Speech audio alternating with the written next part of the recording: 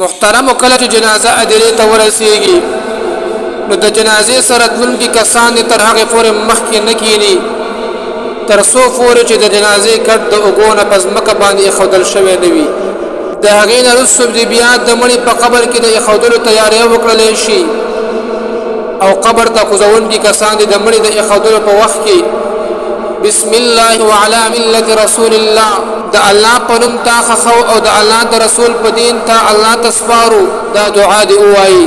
او بیا دې مړی مخ په قبله باندې سملوي. بیا دې د هغې نه وروسته قبر برابر کړلی شي او خاور دې په واړولی شي. هر سړي له 3 موټې خاورې غورځول سنت دي.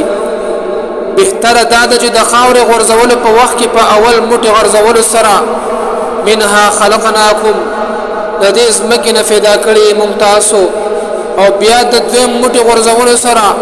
وفیها نعیدکم او هم په دې کې بدلنه تاسو پاسولی شئ او د 3 موټې سره به دا ووایي ومنها نخرجکم تارة اخرى او بیا به تاسو د دین را وویستلی شئ دوباره. بیا چې کله مړی دفن کړلی شي نو خلکو له سمدستي تلل نه دي پکار بلکې لږ شان وخت دپاره هلته ایسارېدل او په دعاګانو او ایثار ثواب کې مشغولېدل مسنون دي ځکه چې د خلکو ایسارېدلو سره مړي ته ډاډګیرنه ورپلی کېږي. په یو روایت کې راځي کان النبي صلی الله علیه وسلم إذا فرغ من دفن الميت وقف على قبره وقال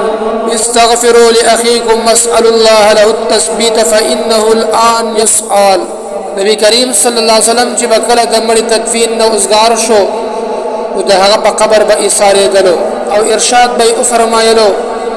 چې د خپل ورور دپاره د بخښنې دعا وغواړئ او د دپاره د ثابت قدمۍ دعا وغواړئ ځکه چې اوس به دره تپوس کولی کېږي. او حضرت عبدالله بن عمر رضی الله عنه فرمایي چې کله مړی دفن کړلی شي